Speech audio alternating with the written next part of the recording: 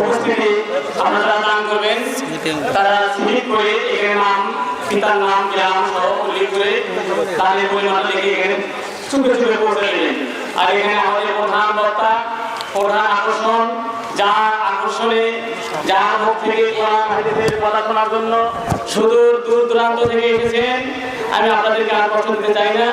এখনই এই মুহূর্তে বক্তব্য পেশ করবেন আজকের এই মাহফিলের প্রধান আকর্ষণ হযরত মাওলানা শাইখ আব্দুর রহমান বিন আব্দুল রাজ্জাক বিন ইউসুফ, পরিচালক আল জামিয়া মাদ্রাসা রাজশাহী।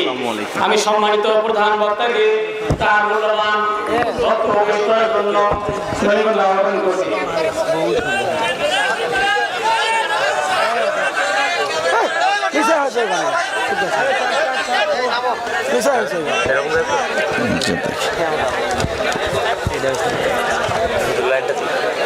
যারা দান করবেন চুপে চুপে দিয়ে যাবেন, কত না হয়।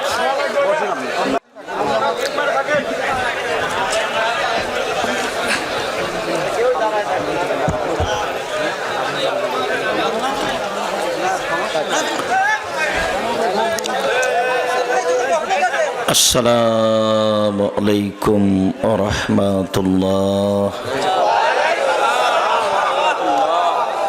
আলহামদুলিল্লাহি ওয়াহদা والصلاة والسلام على من لا نبي بعده أما بعد فأعوذ بالله من الشيطان الرجيم يا أيها الذين آمنوا قوا أنفسكم وأهليكم نارا عن أبي هريرة رضي الله تعالى عنه قال قال رسول الله صلى الله عليه وسلم كل مولود يولد على الفطرة فأبوه يهودانه ويمجسانه وينصرانه إلى آخر الحديث রাহুল বুখারী ও মুসলিম।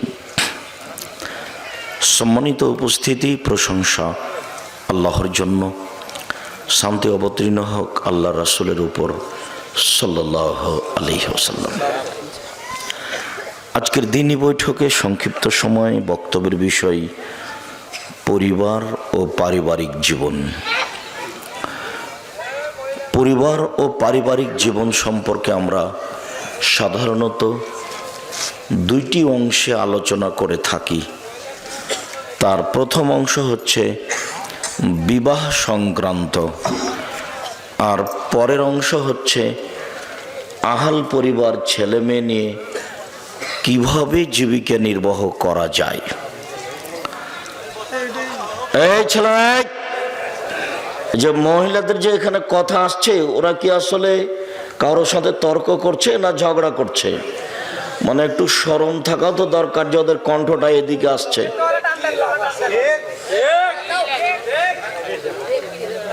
একটু মহিলা মানুষ, আপনি একটু শরম করেন না কেন? ওভাবে কথা বলছেন কি করে যে আপনার কণ্ঠ আমরা এখান থেকে শুনতে পাচ্ছি? আপনি একটু শরম বোধ করেন না? এভাবে চিল্লাচিল্লি করেন কি করে? আপনি নিজেকে পশু মনে করছেন না মানুষ মনে করছেন? ওভাবে কথা বলেন কি করে? আপনি একজন মহিলা মানুষ, আপনি যেখানে কথা বলছেন তা আপনার একটা লজ্জাবোধ, ইতস্তবোধ, হায়াবোধ আছে? আমরা যে এখানে এতগুলো মানুষ বসে আছি, আপনার একটা শরমবোধ আছে? আপনি ওভাবে কিভাবে কথা বলেন? আপনার গায়ের পিঠের উপর দিয়ে কেউ চলে গেলেও তো এভাবে বলা ঠিক নয়।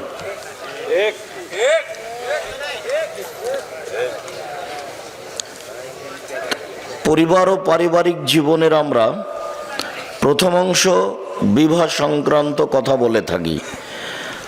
আল্লাহ তাআলা বলেন, ফানকাহু মা তাবা লাকুম, পৃথিবীর মানুষ তোমরা বিবাহ করো তোমাদের পছন্দ মতো। আল্লাহ এই আদেশ করেছেন, এর অর্থ এই নয় যে যেসব মহিলা দেখতে অপছন্দ তারা বাকি থেকে যাবে, এ কথা নয়। মানে কেউ ভাগ্য ছাড়া দুনিয়াতে আসেনি। প্রত্যেকটা পুরুষ নারী যখন মায়ের পেটে ৩-৪ মাস, সেদিনই তার রুজি, ভালো মন্দ, ভাগ্য, জাহান্নাম, জান্নাত লিখে দেওয়া হয়েছে। কাজেই কোনো নারী সুন্দরী হোক আর না হোক, তার বিবাহ কোথায় হবে, কিভাবে হবে, তা লেখা হয়েছে। তা বাস্তবায়ন হবেই সময়ের গতিতে। আল্লাহ এটা বললেন আপনাকে সান্ত্বনা দেওয়ার জন্য, আপনি যেন বাকি জীবন বলতে পারেন যে আমি দেখে শুনেই বিবাহ করেছি।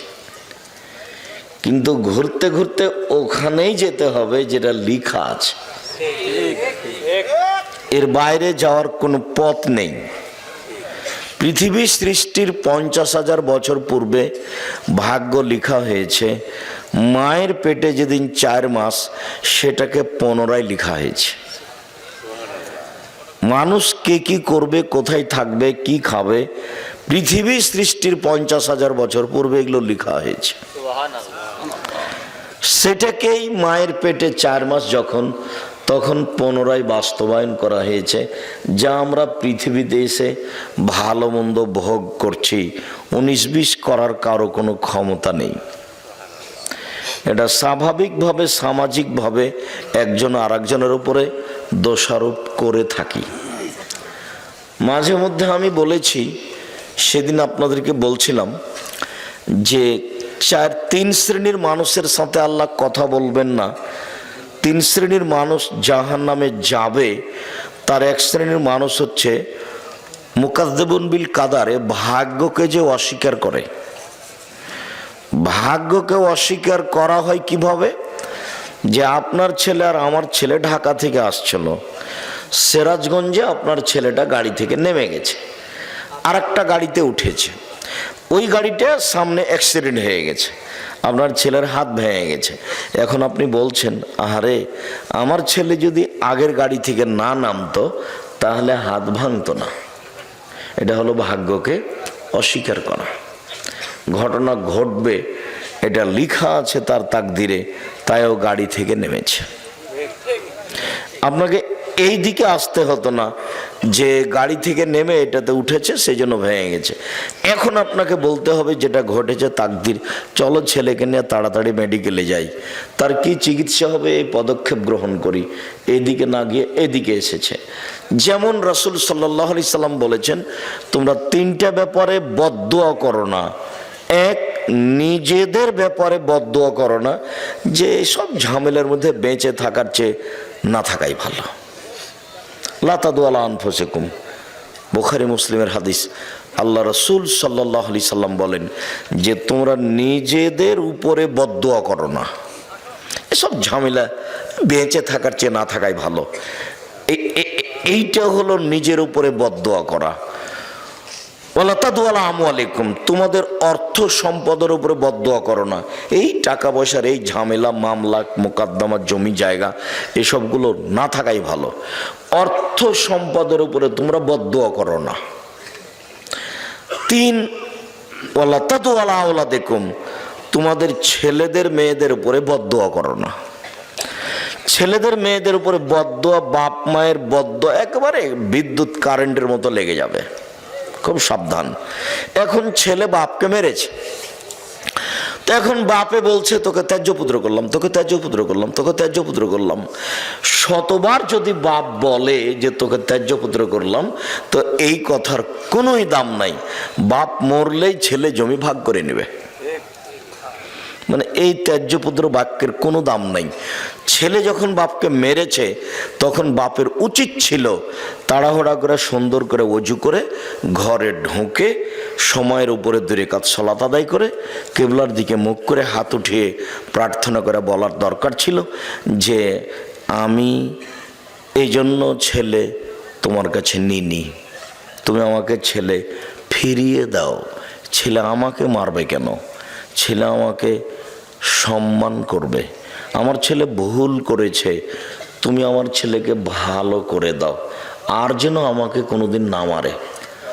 ও যেন আমাকে মাথায় করে থাকে, ও যেন আমাকে সম্মান করে, এইটা আমি তোমার কাছে চাচ্ছি। আমি তো এরকম ছেলে তোমার কাছে চাইনি, তুমি আমার ছেলেকে ভালো করে দাও। এইটাই ছিল বাপ মায়ের জন্য বলা উচিত। কিন্তু বাপ মা রাগ করে বলছে তোকে ত্যায্যপুত্র করলাম, তোকে ত্যায্যপুত্র করলাম। অথচ ওই কথার কোনো দাম নেই, কোনো দাম নেই। বাপ মরলে জমি ভাগ করে নিবেই, আর নেওয়াটাই ঠিক। পৃথিবীতে বাপ মাকে মানে না যারা, তারা জান্নাতে যাবে না, এ কথা ঠিক। কিন্তু বাপ মা ছেলে মেয়েকে গালি দিবে, বদদোয়া করবে, এটা নয় যে। তখন আপনাকে আমি একটা দেখিয়েছি যে তাৎক্ষণিক দেখেন, বাপ মায়ের দোয়া দেখবেন একবারে তাৎক্ষণিক, হাতে হাতে। 3 জন মানুষ বাল্য অবস্থায় 3টা বাচ্চা দুধ খাওয়া অবস্থায় কথা বলেছে। তার একজন হলেন ঈসা আলাইহিস সালাম, আর একজন হলো জোরায়েজের সপক্ষে একটি দুধের বাচ্চা। জোরায়েজ আজ থেকে নিয়ে হাজার হাজার বছর আগেকার লোক, বানি ইসরায়েলের কাহিনী, খুব বেশি ইবাদত করত। সে তার গির্জাঘরে ইবাদত করছিল। ফাজাত উম্মুহু, ইতিমধ্যে তার মা তার কাছে আসলো। ফাদাত, তার মা তাকে ডাকলো। তখন ও বলছে আবু উসাল্লি আম উজিবহা, আমি এখন সলাত আদায় করব না মায়ের ডাকে সাড়া দেব। এইটুকু দেরি, ভাবতে ভাবতে একটু দেরি হয়ে গেছে যে কি করি, মায়ের ডাকে সাড়া দিব না সলাত আদায় করব, কি করি, একটু দেরি হয়ে গেছে। একটু দেরি হতেই মা খেপে গিয়ে বলছেন আল্লাহুম্মা লা তুমি তাতুরিয়াহু জুহাল মুমেশাত, আল্লাহ তুমি এই ছেলের মরণ দিও না পতিতালয়ের মহিলার মুখ দেখা পর্যন্ত। এর জন্য একজন পতিতালয়ের মহিলার সাথে একটা সম্পর্ক, দুর্ঘটনা ঘটে যায়, তারপরে যেন ওর মরণ হয়। ও আমার সাথে কথা বলতে দেরি করলো কেন? মা ফিরেই যায়নি। ফাজাত ইমরাতুন ফাদাত, হঠাৎ একটা মহিলা এসে তাকে বলছে তুমি আমার সাথে জেনায় লিপ্ত হও। ফাআবা, জোরায়েজ অস্বীকার করলেন। ছি ছি ছি ছি ছি ছি, বলো কি তুমি? ফাআতাতির রাইয়া, তখন ওই মহিলা একটা রাখালের কাছে আসলো। ফাম কানাথু, মহিলা রাখালকে চেপে ধরলো, জেনা করলো। ফাদাত গোলামান, এতে একটা বাচ্চা জন্ম নিল। কালত হুয়া মিন জোরায়েজ, মহিলা বলে দিল এই বাচ্চাটা হলো জোরায়েজের। বদনাম ছড়িয়ে গেল। ফাতাহু, জনগণ জোরায়েজের গির্জাঘরের কাছে আসলো। ফাকাসসারুহু, এসে তার গির্জাঘরকে একবারে ভেঙে চৌচির খান খান ধুলা ধুলা করে দিল। ওয়ানজালাহু, তাকে গির্জাঘর থেকে টেনে হেঁচড়ে রাস্তায় নামিয়ে দিল। ও সাব্বুহু, যার যা ভাষাতে কুলালো সে তার ভাষায় গালি দিল। অনেক নির্যাতিত হওয়ার পরে ফাকামা, জোরায়েজ দাঁড়ালো। অতাওয়াদ্দা, অজু করলো। অসল্লারা কাতায়ন, 2 রাকাত সালাত আদায় করলো। 2 রাকাত সালাত আদায় করার পরে ফাআতাল গোলামা, ওই দুধের বাচ্চার কাছে আসলো। দুধের বাচ্চাকে বললো মান আবুকা, বলো তো দুধের বাচ্চা তোমার বাপকে? তখন দুধের বাচ্চা বলছে আবিয়ার রাই, আমার বাপ হচ্ছে রাখাল, ছাগলের রাখাল।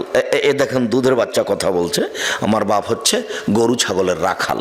তখন গ্রামবাসী বলছে নাবনি সওমাতাকা বিদ্যাহাবে, তোমার এই গির্জা ঘরটাকে আমরা স্বর্ণ দিয়ে বানিয়ে দেব, যারা ভেঙে ফেলেছে। তখন জোরায়েজ বলছে লা ইল্লা তিন, না না না না না, আমার গির্জাঘর স্বর্ণ দিয়ে বানাতে হবে না, আমারটা বানাতে হবে মাটি দিয়ে। মুসলিম। এখানে যে কথাটা বলতে চেয়েছি সেটা হলো এই যে দেখেন বাপ মায়ের বদদোয়া, হাতে হাতে কি একটা দুর্ঘটনা ঘটে গেল। বলেও কখনো বাপ মায়ের জন্য বদদোয়া, ছেলে মেয়ের জন্য বদদোয়া করবেন না। সম্মানিত দিনী ভাই বোন, আপনাদেরকে আমরা জোরালো অনুরোধ জানাচ্ছি, আপনারা যে যেখানে আছেন সুন্দরভাবে বসে থেকে ভদ্রতা বজায় রেখে গুরুত্বপূর্ণ আলোচনা শোনার জন্য প্রাণপণে চেষ্টা করুন। এই সময়ে কেউ দোকানপাটে থাকবেন না, আমার এটা জোরালো অনুরোধ। আমি এসেছি কষ্ট করে, একটা দিন বের করতে কত সময় লাগে কত বছর কেটে যায়। আর এইভাবে আমি আসলাম এত কষ্ট ক্লেশের পরে, আর আপনি এখন দোকানে বসে চা খাবেন, এটা ঘৃণিত কাজ। এই সময় আমি পছন্দ করি না। দয়া করে আপনি আপনার কথাবার্তা চলাচল বন্ধ করুন, সামনে আসুন, কিছুক্ষণ সময় অপেক্ষা করুন, আপনার কিছু না কিছু উপকার করবই করব ইনশাআল্লাহ। সম্মানিত দিনী ভাই বোন, আল্লাহ তাআলা বলেছেন পছন্দ মতো বিবাহ করো। এর অর্থ এই নয় যে ভাগ্য ছাড়াই কাজ হবে। এটা আপনাকে আল্লাহ সান্ত্বনা দিয়েছেন যে তোমাকে আমি আদেশ দিলাম যে পছন্দ মতো বিবাহ করো, কিন্তু পছন্দ মতো বিবাহ করো মানে 50,000 বছর পূর্বে যেটা লেখা আছে সেটার 19-20 হবে না।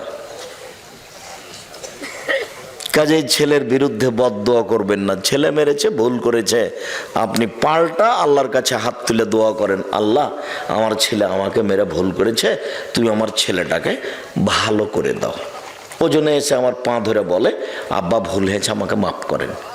আর এরপর থেকে সবসময় যেন আমাকে শ্রদ্ধা দেখিয়ে চলে। আল্লাহ তাআলা বলছেন ফানকিহুহুন্না বিইজনি আহলিহিন্না, তোমরা মেয়েদেরকে বিবাহ করো তার অভিভাবক মালিককে বলে, বাপকে বলে। এটা আল্লাহর জোরালো আদেশ। এই আয়াতের ভিত্তিতে আমাদের নবী মুহাম্মদ সাল্লাল্লাহু আলাইহি সাল্লাম বলেছেন, আইয়ু ইমরাতিন নাকাহাত বেগাইরে ইজনে ওয়ালিহা, যে কোনো মেয়ে যদি বাপের অনুমতি ছাড়া বিবাহ বসে, ফানিকাহুহা বাতিল, ফানিকাহুহা বাতিল, ফানিকাহুহা বাতিল, ওই বিবাহ বাতিল, ওই বিবাহ বাতিল, ওই বিবাহ বাতিল, কোর্টের বিবাহ বাতিল। কিয়ামত পর্যন্ত সময় থাকলে কোনো মায়ের বেটা কথা এইভাবে উল্টে ধরতে পারবে না।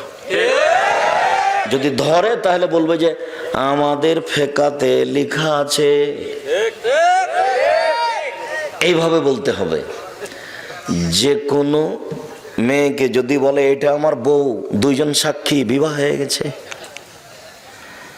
এটা লেখা আছে ফেকাতে। কিন্তু আল্লাহর নবী মুহাম্মদ সাল্লাল্লাহু আলাইহি সাল্লাম বলেছেন, বাপকে না বলে যদি বিবাহ করে তাহলে সে বিবাহ বাতিল, সে বিবাহ বাতিল, সে বিবাহ বাতিল। কথাটি আল্লাহর নবী 3 বার বলেছেন জোর দিয়ে। তবুও হুজুর বলছেন যে চলবে। কি করবেন, করেন, কিছু করার আছে? কোনো পথ নেই। যদি আপনার মেয়ে 7 ছেলের মা হয় তবে ওই বিবাহ হয়নি, আবার বিবাহ পড়াতেই হবে। কোনো পথ নাই, যেহেতু বিবাহ বাতিল।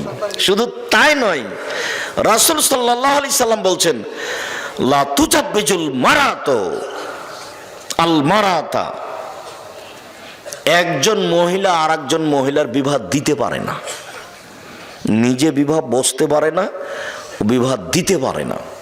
ফুফুতে বলছে ভাতিজিকে, ভাইয়ের মেয়েকে, যে তোর আব্বা তো অমুক ছেলের সাথে বিবাহ দিবে না, তুই চলে আয় আমার বাসায়, আমি বিবাহ দিয়ে দিচ্ছি। ওর ফুফু কখন কখন পুরুষ মানুষ হয়ে গেছে। খালাতে বলছে এই কথা যে তোর বাপ তো বিবাহ দিবে না, তুই আমার বাড়ি চলে আয়, আমি বিবাহ দিয়ে দিচ্ছি। খালা এখন দায়িত্বশীল হয়ে বিবাহ দিয়ে দিচ্ছে বোনের মেয়ের। কত সাহস খালার! কথাটা ওইরকমই হয়ে গেল যে ওই যে মাঝে মধ্যে আপনাদের সামনে বলতে থাকি যে ঢাকা হাজি ক্যাম্পে পৌঁছিলাম, তখন দেখছি একজন মাওলানা সাহেব অনেক বড় পাগড়ি মাথায় বেঁধে বলছেন, আপনারা বলেন লব্বাইক আল্লাহুম্মা লব্বাইক, লব্বাইক লা শারীকা লাক লব্বাইক, ইন্নাল হামদা ওয়া নি'মাতা লাক ওয়াল মুলক লা শারীকা লাক। আল্লাহ তোমার দরবারে উপস্থিত, আমি তোমার দরবারে উপস্থিত, প্রশংসা তোমার, অনুগ্রহ তোমার, রাজত্ব তোমার, কোনো শরীক নাই তোমার। এই দোয়া পড়াচ্ছে। তা আমি বলছি, ইমাম সাহেব এইটা এখানে বলাচ্ছেন কেন? এটা তো ইয়ালামলামে বলতে হবে। বিমান জিদ্দায় নামার 15-20 মিনিট পূর্বে বৈমানিকের পক্ষ থেকে বলা হবে আপনারা এহরাম বাঁধুন, তালবিয়া পড়ুন। তখন আপনার মুসাইল লোকেরা বলবে লাব্বাইক উমরাতান, আমি উমরার জন্য উপস্থিত, লাব্বাইক আল্লাহুম্মা লাব্বাইক, লাব্বাইক লা শারীকা লাক লাব্বাইক, ইন্নাল হামদা ওয়া নি'মাতা লাক ওয়াল মুলক লা শারীকা লাক। তো আপনি এখানে বলছেন যে, তখন আমাকে বলছে যে বাড়ি থেকে বললে হবে। যে মোহাম্মদ সাল্লাল্লাহু আলাইহি ওয়াসাল্লাম বলেছেন ইয়ালামলাম, মোহাম্মদ সাল্লাল্লাহু আলাইহি ওয়াসাল্লাম মানতে হবে, ঠেকা বাঁধেছে, আমি মানুষ নয়, আমারটাও চলে। তো বাড়ি থেকে বলছে চলে, তো যার যেখানে মন সে সেখানে বলুক যে চলবে, যেহেতু মোহাম্মদ সাল্লাল্লাহু আলাইহি ওয়াসাল্লাম দিয়ে কাজ হলো না, সবারটাই যখন চলবে তো ঠিকই আছে, যার যেখানে প্রয়োজন হবে সে সেখানে এহরাম বাঁধবে। মোহাম্মদ সাল্লাল্লাহু আলাইহি ওয়াসাল্লাম দিয়ে তার হলো না, তো ঠিকই মোহাম্মদ সাল্লাল্লাহু আলাইহি ওয়াসাল্লাম নাকচ করে দিয়েছেন যে বাপ ছাড়া বিবাহ হবে না। এখন খালা বলছে যে ওটা মোহাম্মদ সাল্লাল্লাহু আলাইহি ওয়াসাল্লাম বলেছে, না আমি তো খালা, আমি পারবো না, খালা বিবাহ দিয়েছে। আল্লাহ বলছেন যে মেয়ের অভিভাবককে বলে বিবাহ করো। তারপরের বাক্যে বলছেন অতহুন্না উজুরাহুন্না বিল মারুফ, ভালোভাবে মোহরটা দিয়ে দাও, বাকি মোহরে বিবাহ জায়েজ, কিন্তু মোহর দেওয়া লাগবে না এটা কোথায়? মরার সময় বলছে যে 10 কাঠা জমি তোমাকে দিয়ে দিলাম, এগুলো নয়। মোহর নগদ দেন আর 10 দিন পরে দেন, তাড়াতাড়ি দেন। যদি এবার আপনাদের বলছি, এই ছেলেরা শোনো, তোমার বাপ যদি মোহর না দিয়ে মারা যায় তাহলে তোমার বাপের পক্ষ থেকে তোমাকে তোমার মাকে মোহর দিতে হবে, এটা তোমার বাপের ঋণ কর্জ বাকি থেকে গেছে। তোমরা যদি তোমার বাপের মোহর তোমার মাকে না দাও তাহলে বিচারের মাঠে তোমার মা তোমার বাপের নেকি নিয়ে নেবে, কোনো পথ নেই। বিচারের মাঠে তখন তো আর বাপ তোমার টাকা পাবে না, তোমার বাপ বিচারের মাঠে টাকা পাবে? টাকা পাবে না। তোমার মার হাত ধরে ক্ষমা নিলে হবে? ওখানে বিচারের মাঠে হাত ধরে ক্ষমা চলে না। তাহলে কিভাবে বিচার হবে? বিচার হলো নেকি দিয়ে বোঝাতে হবে যে নেকি যে নেই, তো বলছে ওই পরিমাণ পাপ নিয়ে নিতে হবে। বিচার এইভাবেই রাসূল সাল্লাল্লাহু আলাইহি ওয়াসাল্লাম সমাধা করে দিয়ে গেছেন যে বিচারের মাঠের বিচার এইভাবে হবে। আপনাকে আমি একটা থাপ্পড় মেরেছি, রিক্সাওয়ালা আপনি, তো এখন বিচারের মাঠে আপনার তো আমি হাত ধরে ক্ষমা নিনি, এখন কিয়ামতের মাঠে উপস্থিত, তো রিক্সাওয়ালা বলছে আমাকে থাপ্পড় মেরেছে, এখন আমি কি দিয়ে পরিশোধ করব? এখন তো আর বলতে পারছি না রিক্সাওয়ালাকে ভাই আমার ভুল হয়েছে তুমি মাফ করো, এটাও তো চলে না। কি করতে হবে? এখন রিক্সাওয়ালা আমার নেকি নিয়ে নিবে, তা আমার নেকি নেই, তো রিক্সাওয়ালার কিছু পাপ আছে, তো ওই নেকি পরিমাণ পাপ ওরটা আমি নিয়ে নিব। এটা হলো বিচার। হাদিস বুখারী মুসলিম। মোহর দিতে বাধ্য, যদি শেষ পর্যন্ত তুমিও না দাও তোমার বাপের মোহর, তাহলে বিচারের মাঠে তোমার মা তোমার বাপের নেকি নিয়ে নেবে। আল্লাহ বলছেন টাকা দিয়ে বিবাহ করো, আর তোমরা, এটা বগুড়া, তো বগুড়া, জয়পুরহাট, লালমনিরহাট, নীলফামারী, কুড়িগ্রাম, পঞ্চগড়, ঠাকুরগাঁ, জয়পুরহাট, এইসব ডিস্ট্রিক্টের মানুষ প্রায় বেশিরভাগই আমার জানা অনুপাতে শ্বশুরের কাছে টাকা নেই, যৌতুক। তা আল্লাহ বলছেন যে টাকা দিয়ে বিবাহ করো, মানে মোহর দিয়ে। সেখানে টাকা নিয়ে বিবাহ করা একেবারেই হারাম, টোটালি হারাম, সম্পূর্ণরূপে হারাম। যে বাক্যটা আপনার খুব ভালোভাবে জানা আছে যে আব্দুর রাজ্জাক সাহেব বলেছেন ভিক্ষা করা টাকা দিয়ে চাউল কিনে ভাত খেয়ে ইবাদত কবুল হবে, কিন্তু যৌতুকের টাকা দিয়ে শ্বশুরের কাছ থেকে টাকা নিয়ে ওই টাকা দিয়ে চাউল কিনে ভাত খেয়ে ইবাদত কবুল হবে না। এই ফতোয়া উল্টিয়ে ধরার কোনো পথ নেই, এভাবেই থাকবে কিয়ামত পর্যন্ত। শ্বশুরের কাছে টাকা নেওয়ার কোনো পথ নেই। আর কোরআন হাদিস চিন্তা ভাবনা করে বুঝা যায় না যে বিবাহতে মেয়ের বাপের 2-1 টাকা খরচ হবে, এটা বোঝা যায় না। 2-1 টাকা খরচের কোনো পথ দেখা যায় না। তো আমরা আজকে প্রথম অংশের আলোচনা তেমন নয়, এতটুক যে বিবাহ করো, মেয়ের বাপ গার্জেনকে বলে কোর্টের বিবাহ বাতিল।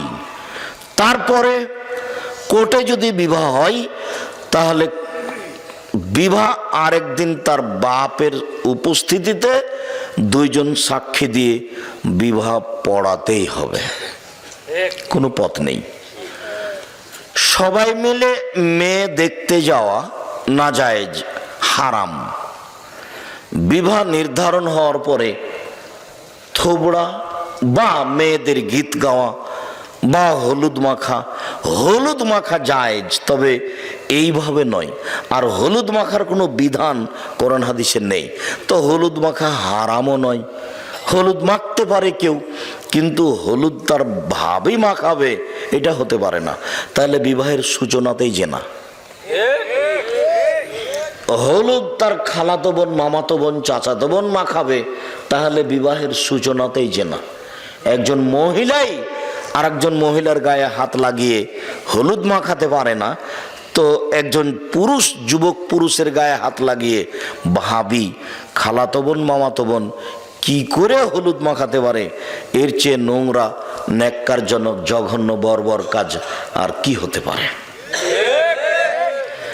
আমি এখানে যেটা বলেছি সেটা আপাতত বগুড়ার কোনো খবর আমার জানা নাই, যদিও বগুড়াতে বিবাহ শাদী আমাদের পরিবারেরও হয়েছে, কিন্তু আমি গাইবান্ধার বাস্তবে একটা দেখেছি, গীত সেখানেও আছে। কিন্তু চাঁপাইনবাবগঞ্জের সাথে একটা অবাক অমিল, সেটা হলো গাইবান্ধায় দেখেছি, রংপুরে দেখেছি যে বিবাহ পড়ানোর জন্য ভিতরে গেছে কয়েকজন। মেয়ের কাছে বিবাহ পড়ানো না যায়, হারাম, মেয়ের কাছে বিবাহ পড়াতে হবে না। মেয়ের কাছে বিবাহ রাজশাহী, চাঁপাইনবাবগঞ্জেও পড়াই। ওখানে গিয়ে বলে অমুক নিবাসী অমুক এত টাকা নগদ, এত টাকা বাকিতে তোমাকে বিবাহ করতে এসেছে, তুমি তাকে স্বামী সত্ত্বে কবুল করো। তখনও বলে কবুল করলাম। ওখানে 3 বার কবুল করার পরে এই মৌলানা সাহেব আর এই 4-5 জন লোক এই বরযাত্রী যেখানে আছে সেখানে এসে দাঁড়ায় সালাম দিয়ে। তখন বসে থাকা লোকগুলো বলে আপনারা কে? তখন ওরা বলে যে আমরা এই বিবাহের উকিল। তখন বসে থাকা লোকগুলি বলে যে মেয়ে কি কবুল করেছে? তখন দাঁড়িয়ে থাকা লোকগুলি বলে কবুল করেছে। তখন বসে থাকা লোকগুলি বলে যে তাহলে বসেন। তখন তারা বসে, মনে হচ্ছে এক পাগলামি কারবার, হিন্দুদের কলার গাছের চতুর্দিকে ঘোরা। বিবাহের সময় হিন্দুদের কলার গাছের চতুর্দিকে ঘুরে, ঠিক এরকমই মনে হচ্ছে। মানে ধর্ম এরকম এটা হয় কি করে? ইসলাম ধর্মের একটা দাম আছে, তার কাজকর্মের একটা মূল্যায়ন আছে। যে হোমসিকেলি বোকার মতো এতগুলি মানুষ ওখানে যাবে, মেয়ের কাছে বিবাহ পড়াবে, আবার এখানে দাঁড়িয়ে থাকবে মূর্তির মতো, তারপর ওরা বলবে যে কবুল করেছে, তারপরে হ্যাঁ, তারপর বসতে বলবে, তারপর বসবে। এসব নোংরা কাজ ইসলামে হতে পারে না। মেয়ের কাছে কোনো কথা নেই, মেয়ের বাপই ছেলের সামনে বসে থাকবে, আগে খুতবা হবে, তখন মেয়ের বাপ বলবে আমার মেয়ে খালেদা এত নগদ এত বাকিতে তোমার সাথে বিবাহ বন্ধনে আবদ্ধ হতে রাজি, তুমি তাকে স্ত্রী হিসেবে কবুল করো। তখনও বলবে কবুল করলাম বা কাবিল তো, বুখারী মুসলিমের হাদিসে এসেছে, বলবে কাবিল তো, এটা আরবি শব্দ, মানে আমি গ্রহণ করলাম, কবুল করলাম। গুরুত্বপূর্ণ কথা হিসেবে 3 বার বলা যায়। আল্লাহ রাসূল সাল্লাল্লাহু আলাইহি ওয়াসাল্লাম গুরুত্বপূর্ণ কথা 3 বার বলতেন। বিবাহটা 3 বারই পড়াতে হবে এ কথা নয়, 1 বার বললেও হবে, কিন্তু গুরুত্বপূর্ণ কথা হিসাবে 3 বার বলা যায়। যখন কথাটা শেষ হয়ে যাবে তখন উপস্থিত বৈঠকের লোকেরা বা ইমাম সাহেব বা মেয়ের বাপ বলবেন বারাকাল্লাহু লাকা ওয়া আলাইকা ওয়া জামা বাইনাকুমা ফি খাইরিন।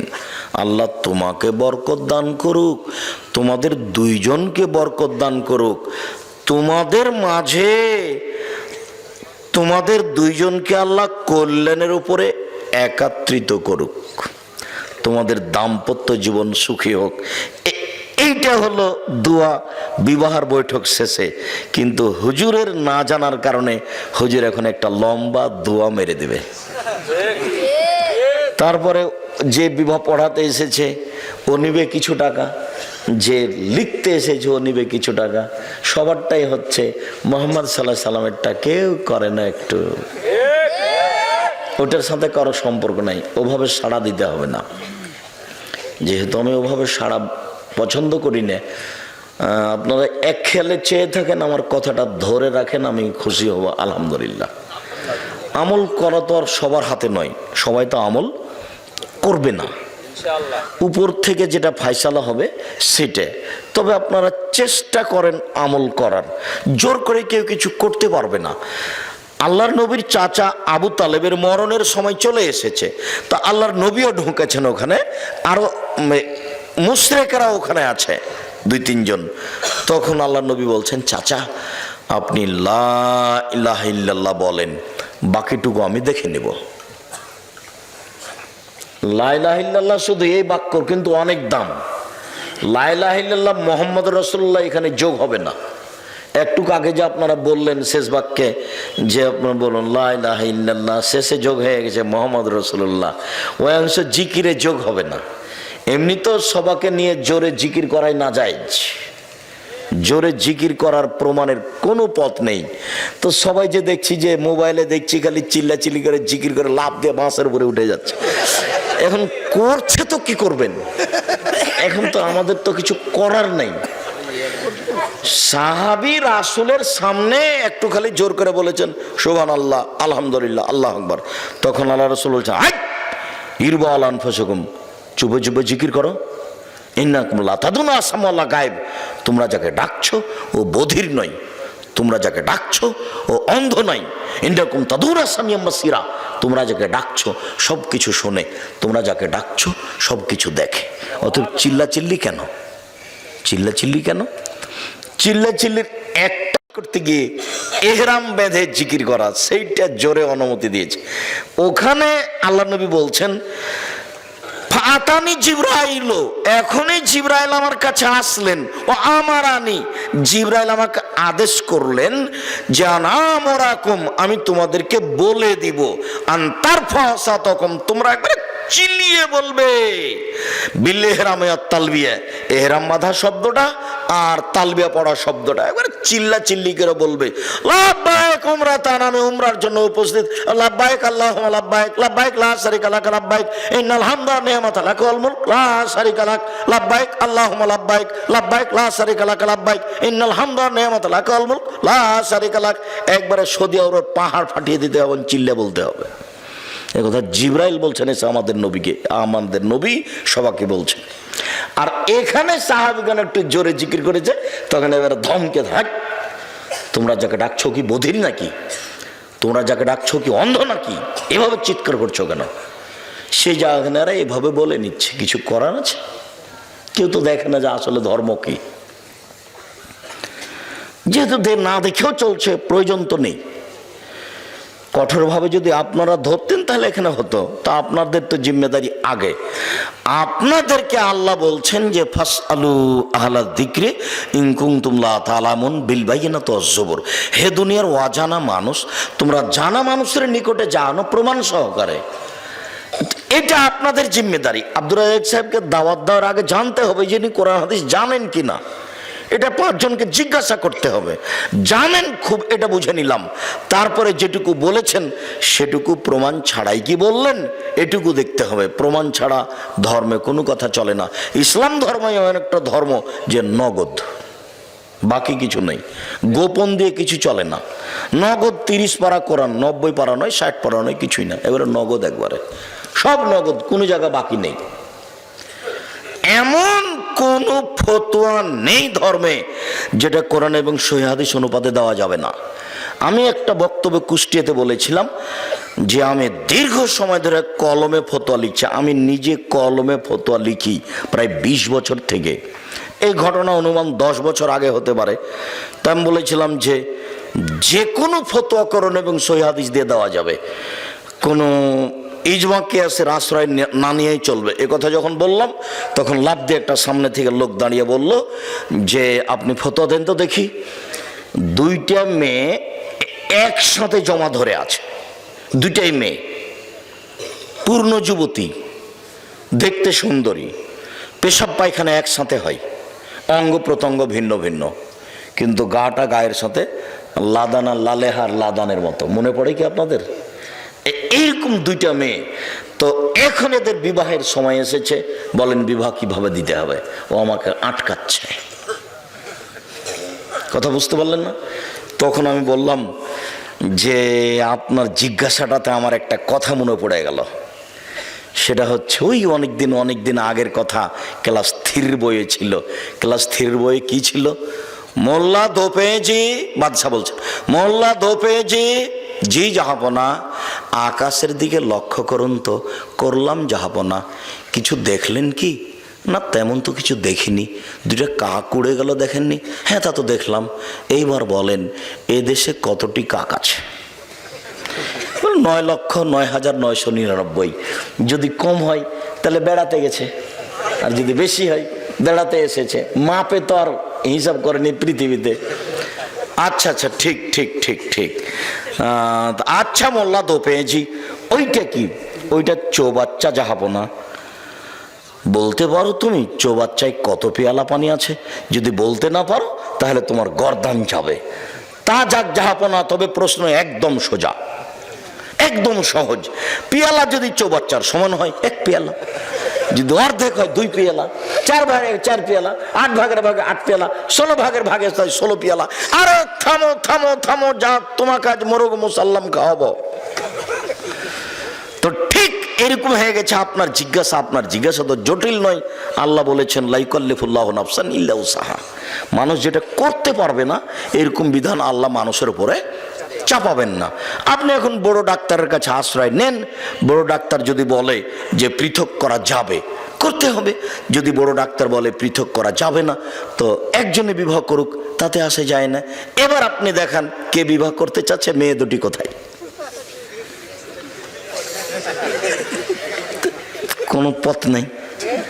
যে কোনো ফতোয়া আমার 20 বছরের অভিজ্ঞতায় বলছি, আমার 20 বছরের অভিজ্ঞতা বলছি, যে কোনো ফতোয়া কোনো ফেকার আশ্রয় নিতে হবে না ইনশাআল্লাহ। কোনো কেয়াসের কোনো কিছুর আশ্রয় নিতে হবে না। আপনি কোরআন হাদিস দিয়ে বলতে পারবেন, কোনো সমস্যা নেই। আমার 20 বছরের অভিজ্ঞতা বলছি, 2-1 দিনের নয়, আর হঠাৎ করে নয়। আর অভিজ্ঞতা শুরু হয়েছে বগুড়া থেকে। সর্বপ্রথমে আমি 90 সালে বগুড়া ফতে আলী মসজিদে, ওই যে ফতে আলী ব্রিজের ওখানে যে মসজিদটা ছিল, ওখানে দাওয়াতের জন্য আসতাম।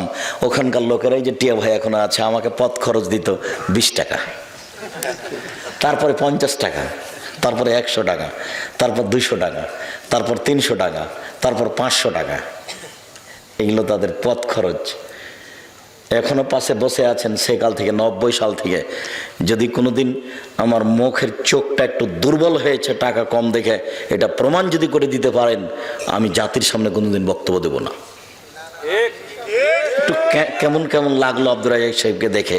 টাকা তো কম দিলাম, তো মনে হলো মুখটা যেন কেমন কেমন মনে হলো। এটা প্রমাণ করতে পারলে, একবারে সূচনা থেকে তারা আছেন, একেবারে সূচনা থেকে। সর্বপ্রথম যখন এসেছি বগুড়ায়, আল্লাহ আল্লাহর কসম, আল্লাহ আল্লাহর কসম, আল্লাহ আল্লাহর কসম, আপনাকে আমি ফাঁকি দিতে আসিনি। আমার বুঝ অনুযায়ী আমি কোরআন এবং সহিহ হাদিসের কথা বলে থাকি, বলবো ইনশাআল্লাহ। সম্মানিত দিনী ভাই বোন,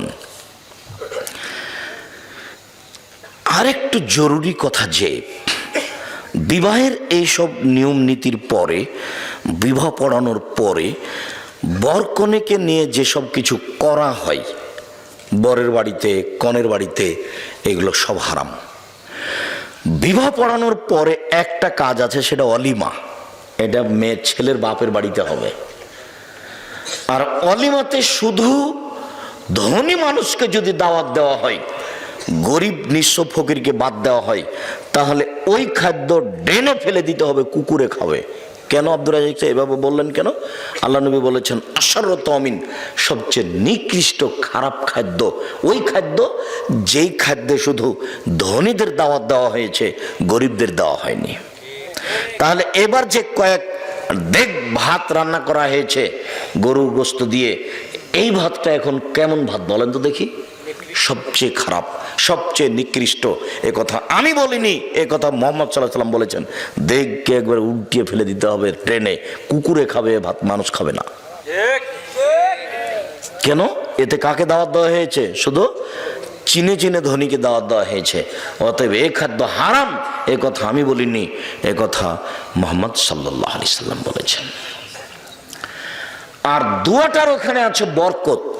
বরকনের ভিতরে বরকত কি আছে? বরকতের কথাটা আপনাকে মাঝে মধ্যেই বলে থাকি। এই জন্যই বলে থাকি যে আপনার স্ত্রী, আপনার মা দুইজনই সংসার পরিচালনা বুঝে না। ভাতে চাউল দিতে গিয়ে দুইটা চাউল পড়ে গেছে, সেটা তুলে যে পাতিলে দিতে হবে সেটা তার বিবেচনাতে নেই। বাড়ির বরকত বুঝে না। দেখেন তো, বরকত যেভাবে আল্লাহ রসুল বলছেন, মানুষের মধ্যে বরকত আছে, টেবিলটার মধ্যে বরকত আছে, এই বোতলটার পানিটার মধ্যে বরকত আছে। কিভাবে এগুলো আব্দুর রাজাক সাহেব? টেবিলের বরকত বুঝতে পারলেন না? আজকে সন্ধ্যার সময় টেবিলটা করা হয়েছে, এমন এক জায়গাতে ঘরে রেখেছেন যে উপর থেকে বস্তা পড়ে টেবিলটা ভেঙে গেল, একদিনই শেষ। আর একটা টেবিল আপনাদের বাড়িতে আছে, আপনার দাদার করা, এখনো আছে। তার মানে ওই টেবিলটাতে বরকত আছে, এটাতে বরকত নেই। আল্লাহ রাসূলের সামনে যখন কোনো নতুন ফল দেওয়া হতো তখন তিনি বলতেন, আল্লাহুম্মা বারিক লানা ফি সামারিনা ওয়া সায়না ওয়া মুদ্দিনা ওয়া শাহরিনা। আল্লাহ তুমি আমাদের ফলে বরকত দাও, আমাদের শহরে বরকত দাও, আমাদের ওজনে বরকত দাও, আমাদের জিনিসপাতিতে বরকত দাও। রুজি ভিন্ন জিনিস, বরকত ভিন্ন জিনিস। রুজি ভিন্ন জিনিস, বরকত ভিন্ন জিনিস। খুতবা শেষে বিবাহ পড়ানোর পরে প্রথম বাক্যটাই বললেন, আল্লাহুম্মা বারিক বারাকাল্লাহু লাকা ওয়া আলাইকুমা। আল্লাহ বরকত তোমাকে দেখ, তোমাদের দুজনকে দেখ, আর তোমাদের দুজনকে আল্লাহ কল্যাণের উপরে একাত্রিত করুক। ধর্মের সাথে কারো ভালো সম্পর্ক নেই, কেননা ধর্ম কেউ বুঝে না। যারা প্রচার করছে তারাও বুঝে না, যারা বলছে তারাও বুঝে না।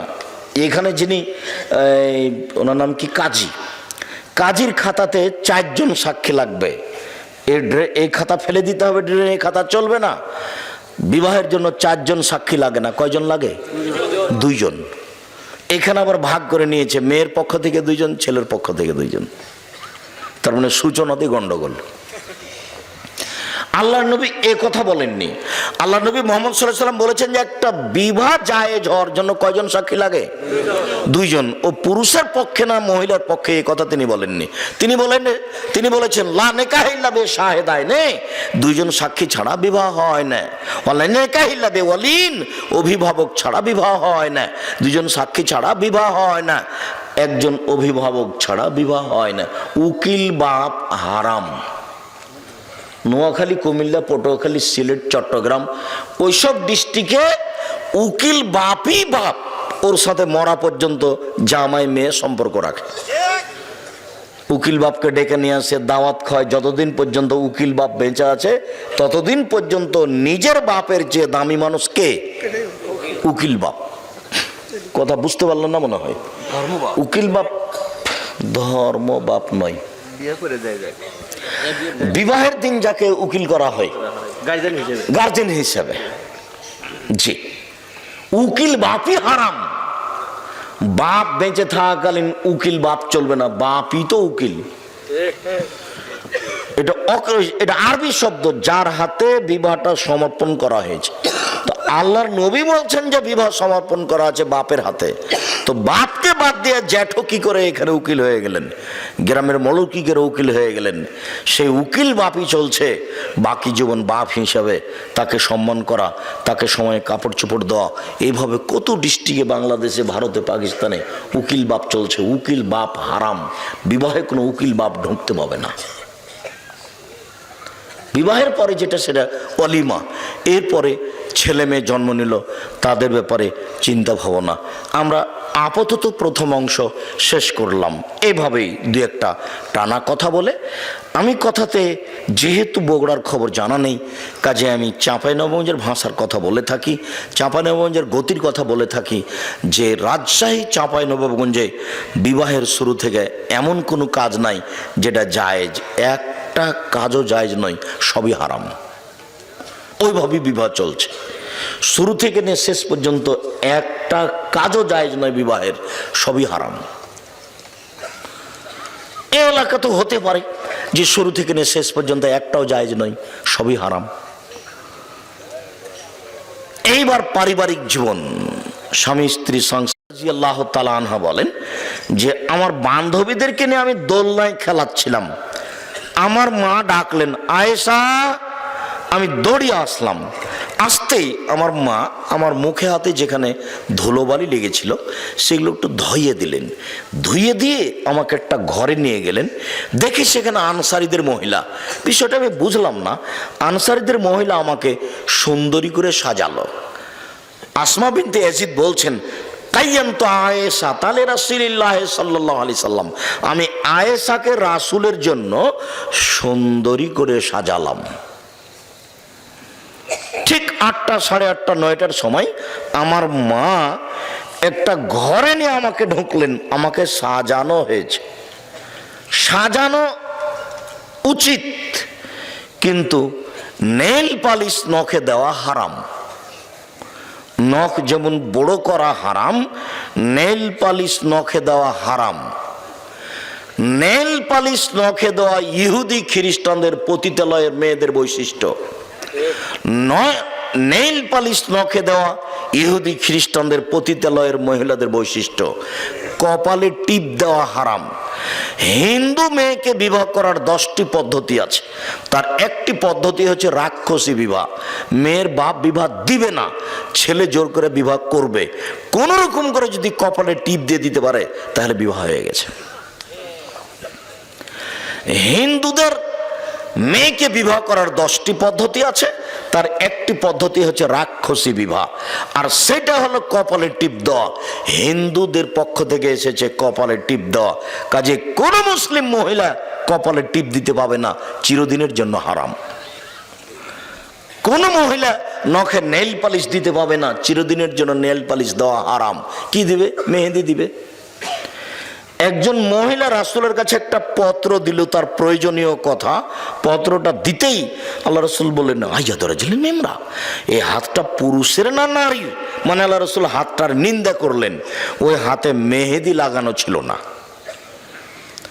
মহিলা তো মেহেদি লাগানো নেই কেন? তার মানে মহিলা মানুষকে হাতে মেহেদি লাগাতে হবে জরুরি, পুরুষ মানুষের হাতে পায়ে মেহেদি লাগা হারাম।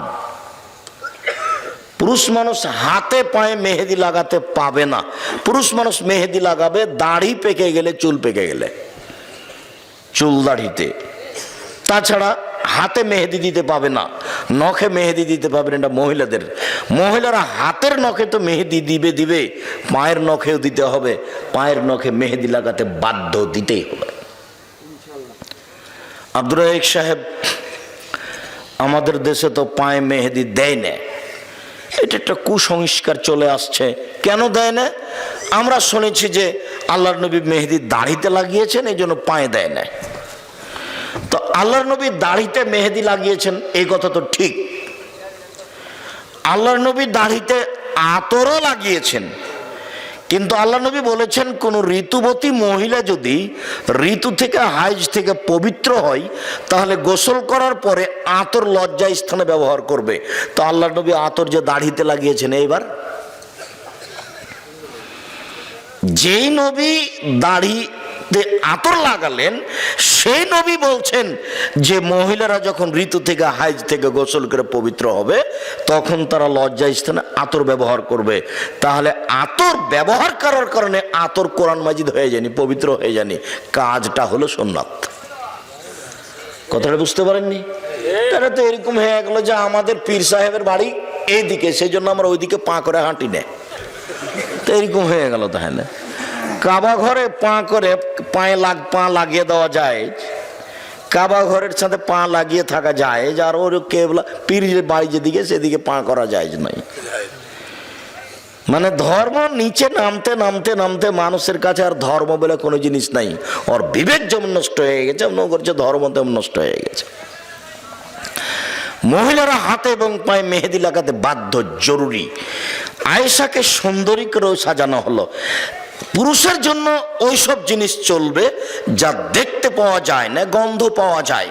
পুরুষের জন্য ওইসব জিনিস চলবে যা দেখতে পাওয়া যায় না, গন্ধ পাওয়া যায়।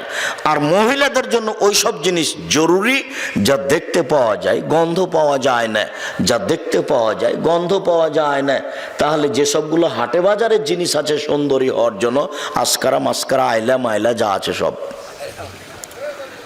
কিন্তু আপনার ওই নেইল পালিশ এখনই না করলাম,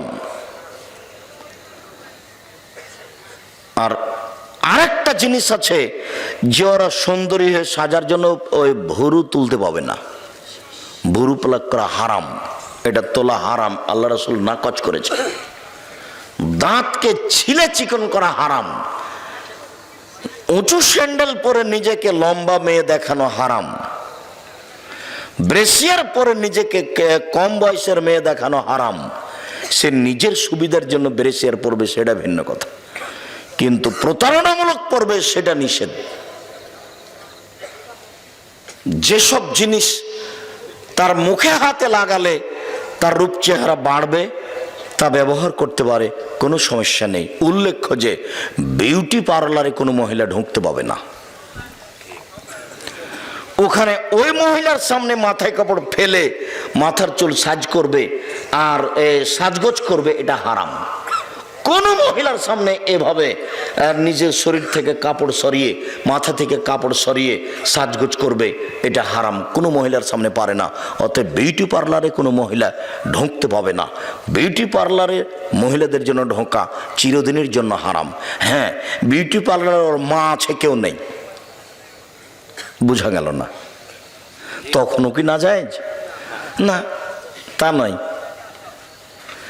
আব্দুর রাজ্জাক সাহেব বলেছেন যে মহিলাদেরকে সালোয়ার কামিজ মেক্সি চাদর পরতে হবে, শাড়ি নয়। শাড়ি যদি পরে তাহলে 2 ছাঁটের ব্লাউজ পরতে হবে। 2 ছাঁটের ব্লাউজ মানে যার হাত আছে কবজি পর্যন্ত, নিচের দিক কোমরের নিচে চলে যাবে, 1 থেকে 1.5 গজ কাপড়ের ব্লাউজ বানাতে হবে।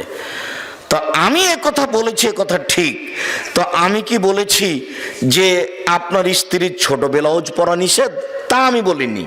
আমি বলেছি যেখানে তার দেবর ভাসুর আছে, গ্রামবাসী যায়, সেখানে ছোট ব্লাউজ হারাম।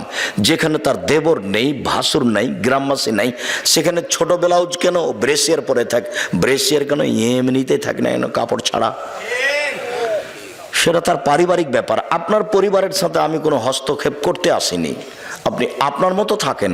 আমি বলছি যে যে বাড়িতে তার দেবর ভাসুর আছে সেই বাড়িতে একজন মহিলা ছোট ব্লাউজ পরে থাকতে পারে না। যদি থাকে তাহলে তার স্বামী দায়ুস। তার স্বামী এখন তাহাজ্জুদ পড়ে জান্নাত কিনতে পারবে না। শরীয়ত বিধান এইভাবে করা আছে। মহান আল্লাহ বলেন, ইয়া আইয়ুহাল্লাযীনা আমানু কু আনফুসাকুম ওয়া আহলিকুম নারা।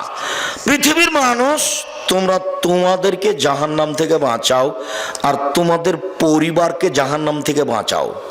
অত্র আয়াতে বোঝা যায় যে পরিবারের মালিক তার পরিবারকে জাহান্নাম থেকে বাঁচাতে পারে। পরিবারের মালিকের হাতে আল্লাহ জিম্মেদারি দিয়ে দিয়েছেন যে তুমি তোমার পরিবারকে জাহান্নাম থেকে বাঁচাও। এই ছেলে, দয়া করে মধ্যে থেকে কোনো বাচ্চা যেন না উঠে, এ ব্যাপারে আপনারা খেয়াল করে থাকবেন।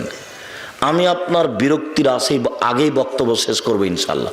আমি অত কোরআন হাদিস জানি না যে আব্দুল্লাহ বিন ফজল রাহিমের মতো ফজরের আজান পর্যন্ত বক্তব্য দিব। আমার অত জানাও নেই, আমি অত পারিও না। 1-1.5 ঘন্টা, খুব বললে 2 ঘন্টা। কাজে আপনাকে আমি একটু ধৈর্য ধারণ করে বসে থেকে আলোচনা শোনার জন্য অনুরোধ জানাই। আমি আপনার কিছু না কিছু উপকার করবো ইনশাল্লাহ। আপনার জন্য এসেছি, আর আপনি যেহেতু এজন্য এসেছেন তাহলে দয়া করে সময়টা লস করিয়েন না। আর এখন কারোর সাথে কথা বলা প্রয়োজন মনে করিয়েন না। কথা একটু পরে বলেন। কথা তো কিছুক্ষণ পরে শেষ হয়ে যাবে এমনিতেই, তখন কথা বলেন। অত্র আয়াতে আল্লাহ যা বললেন তাতে মানুষ তার পরিবারকে জাহান্নাম থেকে বাঁচাতে পারে। মানুষই পরিবারকে জাহান্নাম থেকে বাঁচাতে পারে। এ কথা আমি বলিনি, এ কথা আল্লাহ তাআলা বলছেন। এখন তাহলে পরিবারকে জাহান্নাম থেকে বাঁচাতে হলে কিছু নিয়ম কানুন। তবে প্রথম বাক্যে বলেছেন নিজেকে বাঁচাও। তা আমি নিজেকে বাঁচানোর একটা ছোট্ট হাদিস বলে সামনের দিকে যাই। রাসূল সাল্লাল্লাহু আলাইহি সাল্লামকে জিজ্ঞাসা করা হলো, আল্লাহর নবী, মান্নাজাত, জাহান্নাম থেকে বাঁচার পথ কি, কিভাবে জাহান্নাম থেকে আমরা বাঁচতে পারি? তখন আল্লাহ রাসূল তিনটা কথা বললেন, এই তিনটা আপনি পালন করেন তাহলে আপনি নিজেকে বাঁচাতে পারবেন। পরের বাক্যে আপনার পরিবার। এক, আলজেম লেসানাক, মুখ বন্ধ রাখো, জরুরি প্রয়োজন ছাড়া মুখ খুলবেন না, ভালো কথা ছাড়া মুখ খুলবেন না। নির্বাচন করতে গিয়ে তো মানুষের বদনাম করে জীবনটাকে ধ্বংস করেছে, আর বদনাম ছাড়া চলেও না, যেহেতু তার প্রতিপক্ষ আছে একজন সব সময়। তখন আপনাকে কিছু না কিছু করাই লাগবে, বলতেই হয়।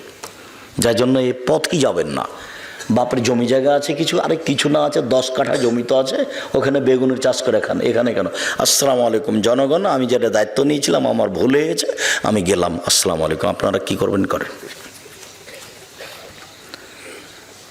তার মানে হকের উপরে টিকে থেকে বাপের জমিদারি নষ্ট করে দায়িত্ব পালন করে পরকাল হারাতে রাজি নই, কি দরকার? আর দল পার্টি যখন তখন আরেকজনের বিরুদ্ধে দু কথা না বললে চলে না, একবার বাধ্য বলতে। চাঁপাইনবাবগঞ্জের ভাষা তো ওখানে ওর বাপকে বলতে হবে, মানে টিকে থাকা কঠিন, এটা স্বাভাবিক ব্যাপার। সম্মানিত দিনী ভাই বোন, জাহান্নাম থেকে বেঁচে যাবেন তিনটা কাজ করলে। এক, মুখ বন্ধ রাখেন, ভালো ছড়া মুখে বলবেন না, খুব শক্ত হয়ে থাকবেন। দুই, অলিয়াসা বাইতক, জরুরি প্রয়োজন ছাড়া বাড়ির বাইরে যাবেন না। দোকানে কিছু জিনিস কিনতে গেছেন, 1 কেজি লবণ আর 100 মরিচ, এইটুকু নেওয়ার পরে 1 মিনিট দোকানে দাঁড়াবেন না। কেন? ওখানে আরো 2 জন বসে আছে, আরেকজনের বদনাম হচ্ছে, ওখানে আপনি কানে দিবেন না। জরুরি প্রয়োজন ছাড়া বাড়ি ত্যাগ করবেন না। পুরুষ মানুষ জরুরি প্রয়োজন ছাড়া বাড়ির বাইরে যেতে পারে না। বলেন তো আপনার বউ কিভাবে বাইরে বাজার করতে যেতে পারে? আপনি কি মরেছেন? আপনার বড় ছেলে কি মরেছে কাপুরুষ? বউ কেন বাজারে? বউ কেন বগুড়া যাচ্ছে? বগুড়া বাজারে তো মহিলাদের ঠেলে ভিতরে ঢোকা যায় না। তো কারো কি স্বামী নাই? সবাই কি স্বামী মুক্ত মহিলা? কারো স্বামী নেই, কারো ভাই নেই। কেন কেন যাবে সে? কই আমাদের তো চলে, বছর বছর যাবৎ চলে, আমাদের চলছে তো, আমরা তো দুনিয়াতে বেঁচে আছি, আমাদের তো কোনোদিন বাজারে যাওয়া লাগে না, আমরা তো এই দুনিয়াতে আছি বেঁচে, কোনো সমস্যা হয় না। আপনার কেন সমস্যা? আপনার কেন বউ যাবে বাজারে? ও কেন কাপড় কিনতে যাবে? ও কেন জিনিস কিনতে যাবে? পুরুষ মানুষ আপনি জরুরি প্রয়োজন ছাড়া বাড়ির বাইরে যাবেন না, জান্নাত হবে। 3, পাপের জন্য কাঁদবেন।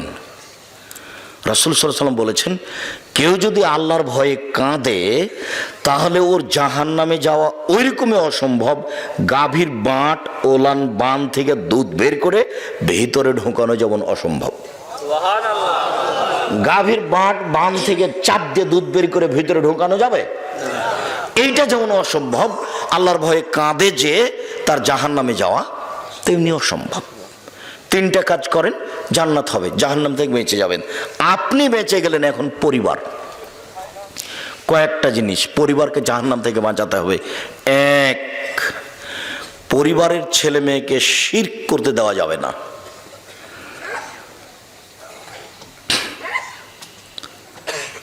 আমি কবি নজরুল ইসলামের মানের হানি করিনি, আমি কবি নজরুল ইসলামের মানের হানি করিনি, আমি ঠাকুরের মানের হানি করেছি, আর কবি নজরুল ইসলামের মানের হানি করেছি।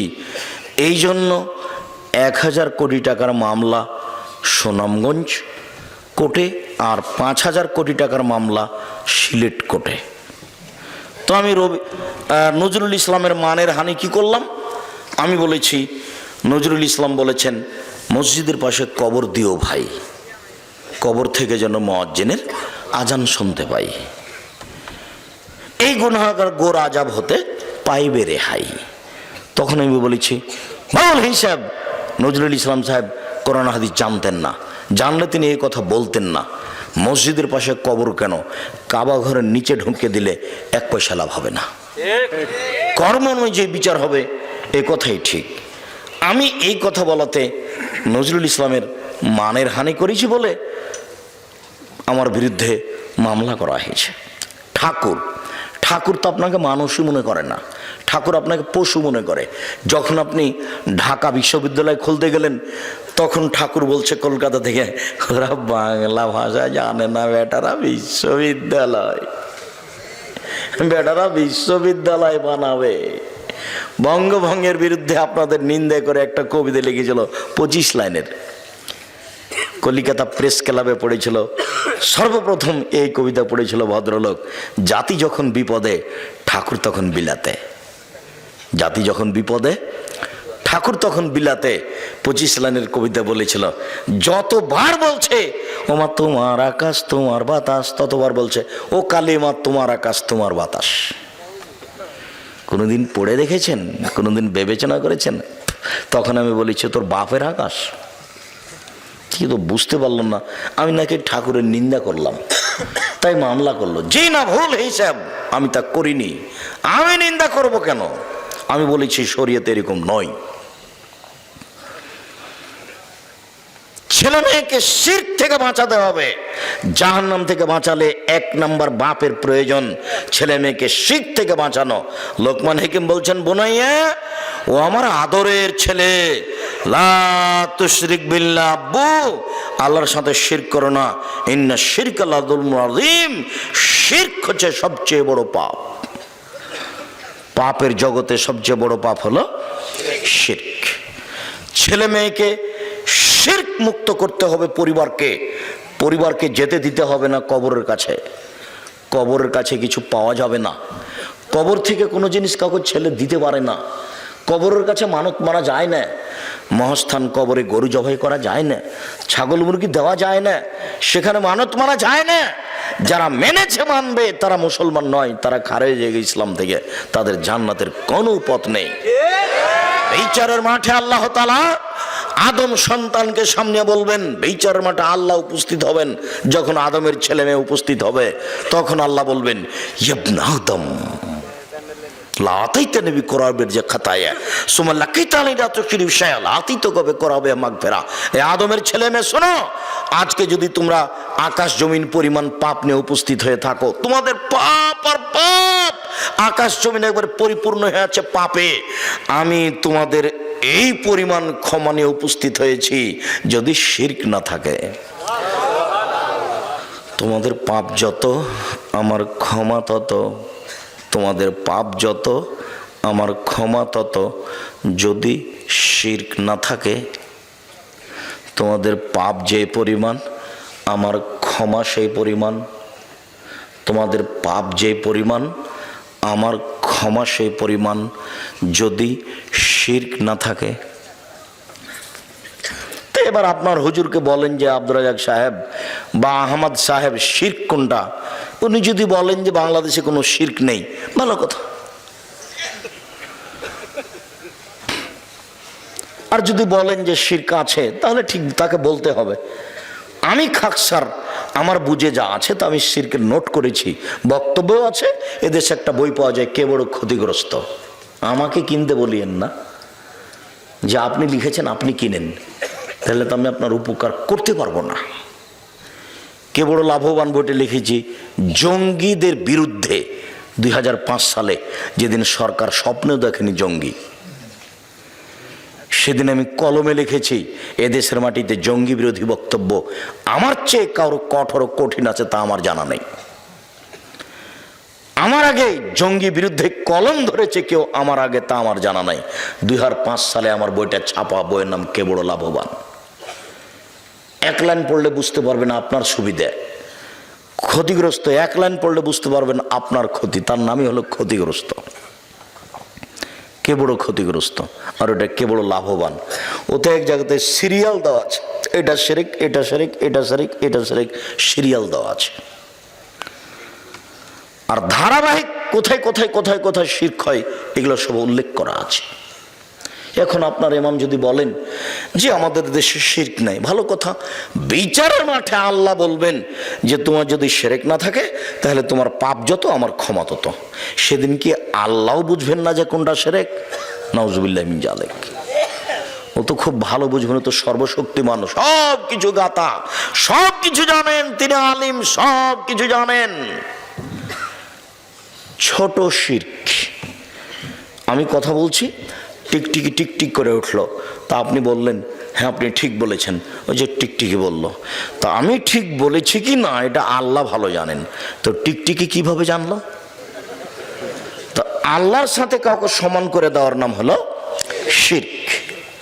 যখনই গাড়িটা ছুটেছে ঢাকা থেকে বা গোবিন্দগঞ্জ গাইবান্ধা থেকে রংপুর থেকে, তখন থেকে বারবার কন্ট্রাক্টর বলছে, ড্রাইভার বলছে কন্ট্রাক্টরকে, ভাই মহাস্থানে 10টা টাকা দিও, ভাই মহাস্থানে 10টা টাকা দিয়ে দিও। কেন? তার মাথায় কাজ করছে যে মহাস্থানে 10টা টাকা দিলে গাড়িটা অ্যাক্সিডেন্ট হবে না, ও কবর থেকে ঠেকিয়ে দিবে অ্যাক্সিডেন্ট যেন না হয়। এর নাম শিরক। অ্যাক্সিডেন্ট ঠেকাতে পারে কে? আল্লাহ। ড্রাইভারের ধারণাই যে ওই কবরে যে আছে সেও পারে। নাউজুবিল্লাহ মিন জালিক। তার নাম শিরক। ছেলে মেয়েকে, আহাল পরিবারকে জাহান্নাম থেকে বাঁচাতে হলে বাপ, স্বামী 1 নম্বর কাজ কি করবে বলেন তো? শিরক থেকে ছেলে মেয়েকে বাঁচাবে। তো বাপই তো শিরক বুঝে না, বাপকে শিরক বোঝার জন্য আজকে অনুরোধ জানাচ্ছি, যাওয়ার সময় যদি একটা বই থাকে, কে বড় ক্ষতিগ্রস্ত, নিজে যদি পড়তে না পারেন তাহলে ছেলেকে বলবেন আবু পড়ো তো, কোথায় শিরক আছে আমি একটু অবগত হই। দেখে দেখে দেখে দেখে শিরক ছেড়ে দিবেন, ছেলে মেয়েকে ছাড়াতে বাধ্য করবেন। এদেশের জন্মগতি হচ্ছে শিরকের উপরে, এদেশের জন্ম স্বভাবই খারাপ। আপনাকে আমি বলিনি যে সৌদি আরবের একটা বাচ্চা, খুব দুষ্ট বাচ্চা, সাইকেলে চড়ে যাচ্ছে, যেতে যেতে একটা ইঁটে ধাক্কা খেয়ে উল্টে পড়ে গেছে। তখন ছেলেটা ছাল চামড়া উঠে গেছে, লাফ দিয়ে উঠে বলছে তাওয়াক্কাল তো আল্লাহ, আমি আল্লাহর উপরে ভরসা করি। আর বগুড়া বাংলাদেশের একটা খুব দুষ্ট ছিল শয়তান, ও যাতে সাইকেলে চড়ে খুব জোরে যাচ্ছে, যেতে যেতে একটা ইঁটে ধাক্কা খেয়ে উল্টে পড়ে গেছে, ছাল চামড়া উঠে গেছে। ও লাফ দিয়ে উঠে বলছে অমুকের বাচ্চা অমুক ইঁট রেখেছে। বুঝতে পারলেন না মনে হয়? ও ছেলে বলছে পড়ে গিয়ে, ও কিন্তু কে ইঁট রেখেছে তার দোষ উল্লেখ করেনি। ওই ছেলেটা বলতো তাওয়াক্কাল তো আল্লাহ, পড়ে গেছি তাতে কি হবে, আমি আল্লাহর উপরে ভরসা রাখি। আর এই ছেলেটা বলছে অমুকের বাচ্চা অমুক ইঁট রেখেছে। এ তাওয়াক্কাল তো আল্লাহ, আল্লাহর উপরে ভরসা রাখে আমি, এই কথাই জানে না, ওর জন্মসূত্রই এরকম নয়, মাও জানে না, বাপও জানে না, এমনিতে চলছে। ওর বাপ বিবাহ দিয়েছে ছেলের, তাই বউয়ের কাছে গেছে, তাই বাচ্চা হয়ে গেছে, এই জন্য বাপ। ও কিভাবে বাপ হয় সেটা তার জানা নাই, কিভাবে মা হয় তার জানা নাই। একটু আমি ভুলে যেতে পারি, এখানেই 2টা কথা বলে যাচ্ছি, একটা মাকে আর একটা বাপকে। এক, বাপ। মান কারাতালাহু আলাদা, মান ওয়ালাদালাহু আলাদান, কারো যদি ছেলে মেয়ে জন্ম নেই, ফল ইহসান ইসমাহু, সেজন্য তার সুন্দর নাম রাখে। বাপ যেন ছেলে মেয়ের একটা সুন্দর নাম রাখে। তো তার ছেলেটার নাম লিটন, লিটন বলেই ডাকছে বাপ। বাপেরও স্বভাব ভালো নয়, মায়েরও নয়। তার আবার বলছে যে ভালো নাম আর একটা আছে, ডাকে খারাপ নাম বলে, আর ভালো নাম আর একটা আছে। তার মানে গতি স্বভাবই উল্টা। সুন্দর নাম রাখতে হবে। ও আদাবাহু, সুন্দর শিষ্টাচার দিতে হবে। শিষ্টাচার তো বাপ মায়ের জানা নাই, শিষ্টাচার কাকে বলে একটু পরে আমরা আসছি। ফাইজা বালাগা, ছেলে মেয়ে যখন বড় হয়ে যাবে, ফলে ইজবে জহু, বাপ তার বিবাহ দিয়ে দিবে। ফাইজা বালাগা, ছেলে মেয়ে যদি বড় হয়ে যায়, ওলা মিজাবে জহু, যদি বাপ তার বিবাহ না দেয়, ফাইন আসাবা ইসমান, ওই ছেলে মেয়ে যদি পাপ করে, ফাইন ইসমলা আবিহে, সে পাপ তার বাপের হবে। ক্লাস শিশুতে মেয়েটাকে ভর্তি করেছেন, যায় আসে, পঞ্চমে উঠেছে তখন মেয়েটা যুবতী, অষ্টমে উঠেছে তখন মেয়েটা যুবতী, ওই পোশাকে যাচ্ছে। এখন যত মানুষ দেখছে, সমস্ত মানুষের যত পাপ হচ্ছে, তত পাপ আপনার মেয়ের হচ্ছে, ওই পরিমাণ পাপ আপনার হচ্ছে, সমান সমান। এক পাপ 3 ভাগে বিভক্ত। যে দেখেছে সেই, আর মেয়েটা আর মেয়ের বাপ, কারোটা কম হবে না। তো এবার আপনার মেয়ে আজিল হক কলেজে পড়ছে, ভালো, ও আবার গেছে এতে চিল্লে গেছে লন্ডন,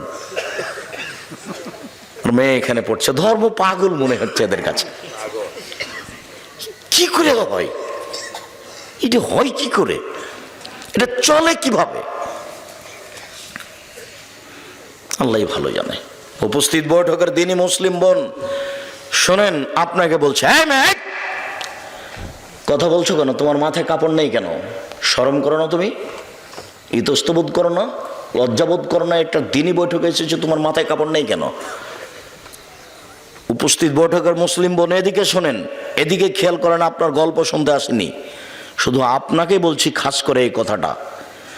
আগেরটা বললাম আপনার স্বামীকে। আপনার স্বামীর উচিত ছিল জন্মের 7ম দিনে আকিকা দিয়ে নাম রাখা। 7 দিনের দিনই আকিকা হতে হবে। 7 দিনের আগে বাচ্চা মারা গেলে আকিকা দিতে হবে না। 7 দিন পার হয়ে গেলে আকিকা দিতে হবে না। আকিকার গোশত বাপ মাই খাবে, অন্যরাকে দেওয়া যায়। আকিকার পশুর কোনো শর্ত নেই, শিষ্টাচার দিতে হবে বাপকে। বাপকেই বলে দিতে হবে, আব্বু আব্বু, বাড়িতে যখন ঢুকবা তখন সালাম দিয়ে ঢুকবা, আব্বু, এটা শিষ্টাচার, সালাম দিয়ে ঢুকবা। সালাম দিয়ে ঢুকুনি?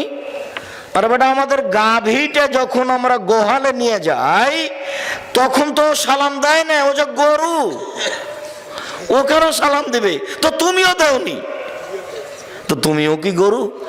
বুঝেও বুঝে না ওরা, অন্তর আছে বুঝে না, দেখেও দেখে না ওরা, চক্ষু আছে দেখে না, শোনেও শোনে না ওরা, কান আছে শোনে না। উলায়েকা কালানাম, তারা পশু প্রাণীর মতো, তারা গরু ছাগলের মতো, তারা কুকুর শ্রীগেলের মতো, ভালো হওয়া যাল বরং তার চেয়ে খারাপ। গরু ছাগল যখন গোহালে যায় তখন সালাম দিতে পারে না, ও সালাম দেওয়ার বস্তু নয়। কিন্তু আপনি দিবেন, আপনিও দিলেন না। আল্লাহ এখন বলছেন, তুমি কি গরু ছাগলের মতো হয়ে গেছো? তুমি দিলে না কেন? পরের বাক্যে যে আল্লাহ বলছেন যে কুকুর শ্রীগেলের ছাই খারাপ, এইটা কে? এটা তোমার বাপ।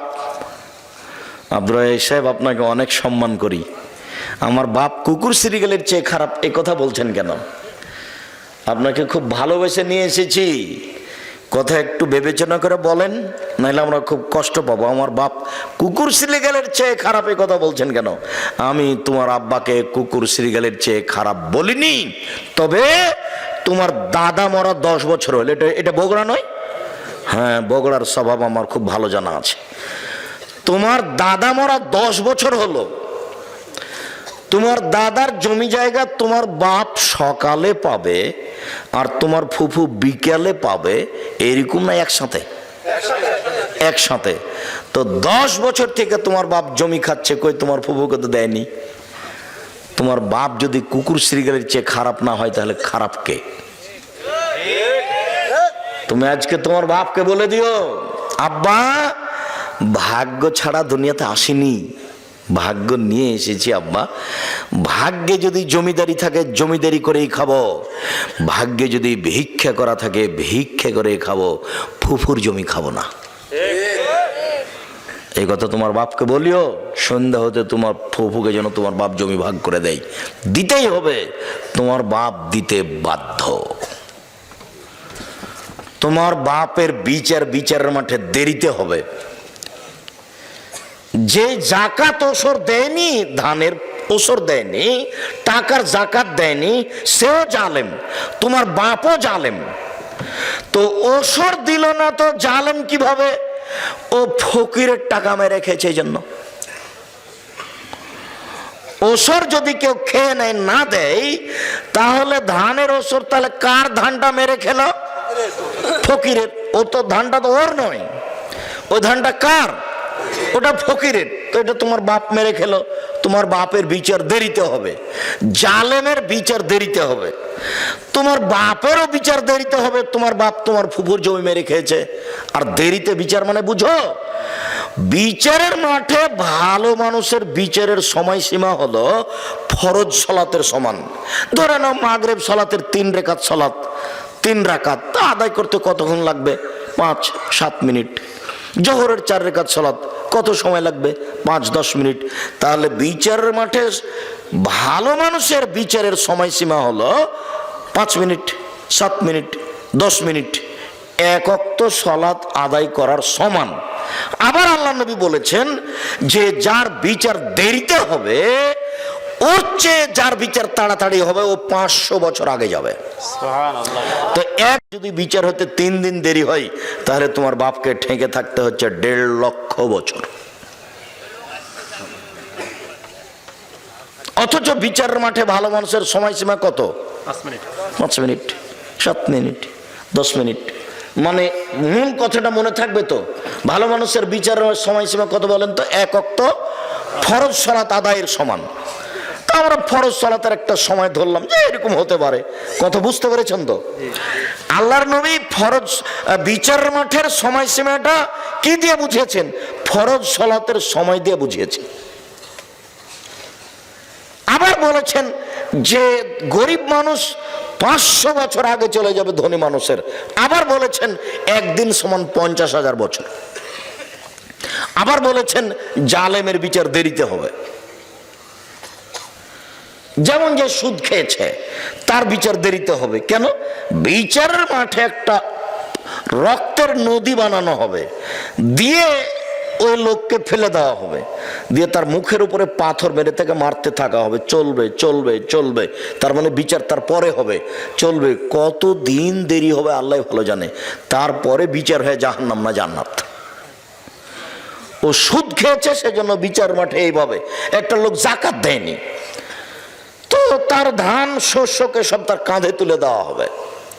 ও কাঁধে করে নিয়ে ঘুরবে ঘুরবে, কতদিন ঘুরবে। আবার তার ধান টান যা আছে ওকে সাপ বানিয়ে দেওয়া হবে, গলায় তুলে দেওয়া হবে, বারবার দংশন করবে আর চলতে থাকবে। কতদিন দেরি হবে আল্লাহ ভালো জানেন। আবার যদি সেগুলো গরু ছাগল মহিষ হয় তাহলে ওকে ফেলে দিবে, দিয়ে তখন গরু ওকে শিং দিয়ে গুতাতে থাকবে আর পা দিয়ে ডলতে থাকবে। কতদিন চলবে আল্লাহ ভালো জানে। যদি 3 দিন দেরি হয় তোমার বাপের ওসর না দেওয়ার কারণে বিচারের, তারা 1.5 লক্ষ বছর দেরি হলো। আর ওইদিকে তোমার বাপ জালেম, তোমার ফুফুর জমি তোমাকে দেয়, তোমার বাপ দেয়নি, তাহলে ও তো কুকুর সিরিয়ালের চেয়ে খারাপ। ওর বিচার কত দেরিতে হবে আল্লাহ ভালো জানে। তাহাজ্জুদ পড়লেও হবে না। ওইটা ভিন্ন জিনিস, সেটা ভিন্ন জিনিস। ছেলে নাই, শুধু মেয়ে, সেই জন্য বাপে কি করেছে? সবটুকু জমি মেয়েদের নামে লিখে চলে গেছে। ভাতি যারা আছে তাদেরকে দিবে না, মানে ও জাহান্নামে চলে গেছে। তো ঢুকেনি কেন? মরেনি এই জন্য। মরলেই জাহান্নামে যাবে, তার বাঁচার কোনো পথ নাই। কেন? ও জালেম, ও হক নষ্ট করেছে। ভাতিজাদের হককে কি করেছে? নষ্ট করেছে। দেয়নি কেন? বলে ভাতিজাদের সাথে মারামারি আছে সেই জন্য। ভাতিজা যতদিন পর্যন্ত চাচাকে জবে না করেছে ততদিন পর্যন্ত ভাতিজা ভাগ পাবে। এমনি যদি মেরে থেকে গালি দিয়ে থাকে তবু ভাতিজার ভাগ নষ্ট হবে না। গন্ডগোলে ভাতিজার ভাগ নষ্ট হয় না। জোর করে একটা রাগের উপরে কিছু করবেন সেটাই সিদ্ধান্ত, এ কথা ঠিক নয়। সম্মানিত দিনী ভাই বোন, এক, পরিবারকে, ছেলে মেয়েকে শিরক থেকে বাঁচান, তাহলে ওরা জাহান্নাম থেকে বেঁচে যাবে। পরিবার ও পারিবারিক জীবন। 2, অমর আহলাকা বিসসালাত ওয়াসতাবির আলাইহা, নিজে সালাত আদায় করো এবং পরিবার ছেলে মেয়েকে সালাত আদায় করতে বলো, তাহলে পরিবার জাহান্নাম থেকে বেঁচে যাবে। রাসূল সাল্লাল্লাহু আলাইহি সাল্লাম বলেন, মুরু আওলাদাকুম বিসসালাত ওহুম আবনাউ সাবঈ সিনিনা। এই ছেলে, ওটা কি আপনাদের ওই যারা দেখাশোনা করছে তারাই নাকি? জি, যারা স্বেচ্ছাসেবক তোমরা পাহারা দাও, তোমাদেরকে পাহারা দেওয়ার জন্যই বলছি। তোমরা আজকে বক্তব্য শুনিও না। যেদিন তোমাদের গাবতলিতে হামিদপুরে হবে সেদিন বক্তব্য শুনিও। আজকে আমাদের সহযোগিতা করো। আজকে আমাদের সহযোগিতা করাই তোমাদের কাজ। যদি কোনো জায়গাতে দুইজন দাঁড়িয়ে গল্প করে তাহলে তোমরা অযোগ্য ছেলে, তোমাদেরকে ঠিক করা ঠিক হয়নি। এই জন্য রশিদ, হুঁশিয়ার, বুদ্ধিমান, সচেতন ছেলেকে দায়িত্ব দিতে হয় 10 জন 20 জন, যারা সবসময় প্রস্তুত। আপনাকে অনুরোধ জানাচ্ছি, দয়া করে এখানে দাঁড়িয়ে থাকবেন না বা গল্প করবেন না। আপনি মুহূর্তে এখানে থাকতে পাবেন না, আপনি কেটে পড়ুন, আর না হলে আপনি বসে পড়ুন। এরকম হুঁশিয়ার, সচেতন হতে হবে যারা আমাদের সহযোগিতা করবে তাদেরকে। তার মানে এদেশে তো কণ্ঠস্বরে বক্তব্য হয়, মানুষ বাদাম খায় আর ইসব জুলেখার কাহিনী শুনে, মনে করে যে এরই নাম তাফসির মাহফিল। তা আমি তো আর কোনোদিন এভাবে তাফসির মাহফিল করি না, আর তাফসিরের মাহফিল আমি নিজে করিও না, আর ইসব জুলেখার আমি কাহিনী বলি না। আল্লাহে, আল্লাহর কসম, আল্লাহে, আল্লাহর কসম, আমি 90 সাল থেকে নিয়ে এখন পর্যন্ত কোনোদিন অপ্রয়োজনীয় বাক্য বলিনি, আমি কোনোদিন কেচ্ছা কাহিনী বলিনি, আমি কোনোদিন কোনো মাযহাবকে নিন্দা করে কথা বলিনি, আমি কোনোদিন কোনো ব্যক্তিকে নিন্দা করে কথা বলিনি। আমি বলেছি 95% জন বক্তা মিথ্যুক, আমি বলিনি ইনি মিথ্যুক, এ কথা আমি বলিনি। 98% জন মুফাসসির মিথ্যুক, আমি এ কথা বলেছি, তবে আমি বলিনি ইনি মিথ্যুক, এ কথা আমি বলিনি। যদি আপনার মুফাসসিরের ব্যাপারে সন্দেহ হয় যে আব্দুর রাজ্জাক সাহেব আমার মুফাসসিরকে বললেন না কি, তাহলে আপনার মুফাসসিরকে নিয়ে এসেন, আপনার মুফাসসিরের বক্তব্য আমার সামনে চালু করেন, আপনাকে আমি দেখাচ্ছি কোথায় কোথায় ভুল, কোথায় কোথায় ভুল। আর না হলে যদি আপনি পরীক্ষা করতে চান আপনার মুফাসসিরকে, তাহলে এদেশে একটা বাংলা তাফসির পাওয়া যায় ইবনে কাসির, বিশাল। তো আপনাদের মুফাসসির এখানে এসে তাফসির করে গেছেন সূরা রাদ 1 থেকে 10 আয়াত। এবার আপনি ওই বাংলা তাফসির ইবনে কাসির খুলেন, দিয়ে দেখেন তার বক্তব্য, ক্যাসেটটা চালু করেন আর বক্তব্য দেখেন এখানে ইবনে কাসিরে, দেখবেন যে একটাও মিল নেই। কোথা থেকে যে কি করলো, রংপুর, দিনাজপুর, লালমনিরহাট, নীলফামারী, ঢাকা, চিটাগাং, সিলেট, তারপরে বলছে আরো 2 দিন লাগবে। এর নাম তাফসির। আমার চাচাতো ভাই একদিন চাঁপাইনবাবগঞ্জে তাফসির শুনে গেছে, মারা গেছে, আল্লাহ তাকে মাফ করুক। উনি আমাকে বলছেন, আজকে যে তাফসির করলো, এই তাফসির তোরা জানিস না। আচ্ছা ভাই, কি তাফসির করলেন? না না, ওসব তাফসির তোরা জানিস না, একবারে ব্যতিক্রম তাফসির। আচ্ছা কিছু বলবেন তো, সেটা কি? তো বলছে যে শোনো, আদম আলাইহিস সালাম ঘুম থেকে উঠে দেখলেন একজন সুন্দরী মেয়ে পাশে বসে আছেন। তো আদম আলাইহিস সালাম হাত বাড়ালেন, তখন ফেরেশতা বলছেন থামেন। তো আদম আলাইহিস সালাম বলছেন কেন? ফেরেশতা বলছেন মোহর দিতে হবে। তো আদম আলাইহিস সালাম বলছেন মোহর কি? তখন ফেরেশতা বললেন মুহাম্মদ সাল্লাল্লাহু আলাইহি সাল্লামের উপরে 1000 বার দুরূদ পড়ে দিতে হবে। তো 1000 বার দুরূদ পড়ে দিয়ে আদম আলাইহিস সালাম বউ হালাল করলেন। আর আল্লাহ বলছেন যে আমি আদমকে সবকিছু শিখিয়ে দিয়েছি, সব কিছু, দুনিয়াতে যা কিছু আছে, পৃথিবীতে সবচেয়ে বড় পণ্ডিত হলেন আদম আলাইহিস সালাম। আদম আলাইহিস সালামের উপর দিয়ে কোনো শিক্ষিত মানুষ দুনিয়াতে পার হয়নি, কিয়ামত পর্যন্ত কেউ পার হবে না। সব কিছু জানতেন আদম আলাইহিস সালাম। তো যিনি সব কিছু জানতেন, তিনি নিজের বউটা কিভাবে হালাল করতে হবে সেটাই জানতেন না। আপনার মুফাসসির সাহেব আদম আলাইহিস সালামের উপর অপবাদ লাগিয়েছেন, তাকে 80 100 লাঠি, 160 লাঠি পিটানো ছাড়া কোনো পথ নেই। আমরা জীবনে তাফসির শুনিনি মানে? যান বলে দিন আপনার মুফাসসিরকে যে আব্দুর রাজ্জাক বিন ইউসুফ এ কথা বলেছেন। আর জীবনে যেন আপনার উস্তাদ আর কোনো দিন তাফসির না করে, তার একটা ঘটনায় যথেষ্ট, যে জীবনে কোনো দিন তাফসির করতে পাবেন না উনি। তাফসির কি জিনিস তার জানাই নাই, কি করে একটা তার নামে মিথ্যা ঘটনা করে দিল। ঠিক এইরকমই যে আব্দুল কাদের জিলানী রাহিমাহুল্লাহ চলে যাচ্ছেন উপর দিকে, কোথায় যাচ্ছেন? আল্লাহর বিচার ভুল হয়ে গেছে, ঠিক করতে যাচ্ছে। আল্লাহর বিচার ভুলে একজনে ঠিক করতে যাচ্ছেন, এগুলো মানুষে বলছে। একদিন বগুড়া, এটা তো বগুড়াতে না, ওটা বগুড়া কোথায়, বগুড়া কোথায়, ওটা একটা কামেল ফাজেল, জি জামিল মাদ্রাসা নয়, ওটে আপনার বগুড়া ড্যামাজানের ওইদিকে নগর মাদ্রাসা। জি, জাযাকাল্লাহ খায়ের। নগর মাদ্রাসায় একজন মুফাসসির বলছেন যে আব্দুল কাদের জিলানীদের বাড়িতে একজন ভিক্ষুক ভিক্ষে চাইতে এসেছে। তখন আব্দুল কাদের জিলানীর মা ভিক্ষে দিয়েছে। তো ফকির আব্দুল কাদের জিলানীর মাকে দেখে আসক্ত হয়েছে। তো আব্দুল কাদের জিলানীর মাকে এখনো বিবাহ করবে বা খারাপ কিছু। তখন আব্দুল কাদের জিলানী মায়ের পেট থেকে বাঘ হয়ে বের হয়েছে, দিয়ে তাকে হত্যা করেছে। এখন তো আর কেউ জিজ্ঞাসা করলো না যে আচ্ছা আব্দুল কাদের জিলানী বাঘ হয়ে মায়ের পেট থেকে বের হয়ে ফকিরকে হত্যা করলো, তো ফকির তো তার মাকে হত্যা করেনি, হত্যার বদলে হত্যা, এটা তো হারাম। তাহলে আব্দুল কাদের জিলানী জন্ম হওয়ার আগেই মানুষকে মেরে দিয়েছে, উনি তো জন্ম হলে আর বিচে দুনিয়াতে থাকতে পাবেন না। কেন? কেসাসে তাকে কি করতে হবে? হত্যা করতে হবে। এক। দুই, আব্দুল কাদের জিলানী মায়ের পেট থেকে বাঘ হয়ে তো বের হলেন, ঢুকলেন কিভাবে? এখনো তো প্রসাবের সময় হয়নি। মুফাসসির জনগণের সামনে এভাবে তাফসীর করছেন, জনগণ চুপ আছে।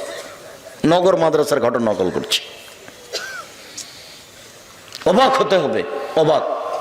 আমি বলিনি ইনি মিথ্যুক, আমি বলেছি শতকরা 98 জন মুফাসসির মিথ্যুক। আল্লাহর কসম, আমি জাতিকে ফাঁকি দিতে আসিনি। জাতিকে ফাঁকি দিয়ে আমি পরকাল হারাতে রাজি নই, এ কাজ আমি করতে চাই না। সম্মানিত দিনী ভাই বোন, রাসূল সাল্লাল্লাহু আলাইহি সাল্লাম বলেন, মুরু আওলাদাকুম বিসসালাত ওয়া হুম আবনাউ সাবঈ সিনিনা, তোমরা তোমাদের ছেলে মেয়েকে সালাত আদায় করতে বলো 7 বছর বয়সে। ওয়াজরিবহুম আলাইহা ওয়া হুম আবনাউ 10 সিনিনা, ওদেরকে পিটিয়ে সালাত আদায় করাও 10 বছর বয়সে। 7 থেকে নিয়ে 10 পর্যন্ত বাপে মায়ে বলবে আব্বু সালাত আদায় করো, আম্মু সালাত আদায় করো। 10 বছর বয়স, আহমাদ সালাত আদায় করেছো? জি না। দাঁত ভেঙে দেবো একবারে, পিটিয়ে চামড়া তুলে দেবো, তার মানে বাপ। 15 বছর বয়সের ছেলে সালাত আদায় করেনি, তখনও বাপ ছেলের সাথে আছে, এ বাপ নয়। একে আমি বাপ বলে স্বীকৃতি দিইনি। এরকম বাপের কোনো প্রয়োজন নেই। 15 বছর বয়স হয়ে গেছে, ছেলে এখন বড়, ও যুবক হয়ে গেছে, ও এখন এই বাড়িতে থাকতে পারে না, এই বাড়িতে খেতে পারে না, এই বাড়িতে তার বসবাসের কোনো সুযোগ নেই। যে সালাত আদায় করে না তাকে রাসূল সাল্লাল্লাহু আলাইহি ওয়াসাল্লাম কাফের বলছেন। সালাতই এমন একটা ইবাদত, আশ্চর্য ইবাদত, যার উপরে নির্ভর করে অন্যান্য ইবাদত। সালাত আছে, নামাজ আছে, তো সব ইবাদত আছে। নামাজ নেই তো কিছুই নেই। রাসূল সাল্লাল্লাহু আলাইহি ওয়াসাল্লাম বলছেন, শোনো শোনো, এই যে লোকটা জান্নাতে চলে গেছে, এই লোকটা জান্নাতে চলে গেছে। কেন? রাস্তায় একটা গাছ পড়েছিল, কেটে সরিয়ে দিয়েছে, এই জন্য। তো তাহলে গাছটাতে অসুবিধা হচ্ছিল, সেই জন্য জান্নাতে চলে গেছে। তো একটা কুকুর আপনাদের বাড়ির সামনে মরে পড়ে আছে রাস্তায়, মানুষ যেতে খুব কষ্ট পাচ্ছে, এখন আপনি কুকুরটা সরিয়ে দিয়েছেন, কোনো জায়গাতে পুঁতে দিয়েছেন, এর বিনিময়ে জান্নাত। হাদিস বুখারী মুসলিম। চেয়ারম্যানকে সরাতে হবে না, আপনাকেই সরাতে হবে, বিনিময় জান্নাত। হাদিস বুখারী মুসলিম। এটা আমি বলিনি, এটা মুহাম্মদ সাল্লাল্লাহু আলাইহি সাল্লাম বলেছেন। এখন আপনার নামাজ নেই, এখন এই নেকিটা থাকবে না, থাকবে না, এটা কেটে যাবে, অথচ খুব দামি নেকি। নামাজ এক আশ্চর্য ইবাদত, যার উপরে নির্ভর করে অন্যান্য ইবাদত।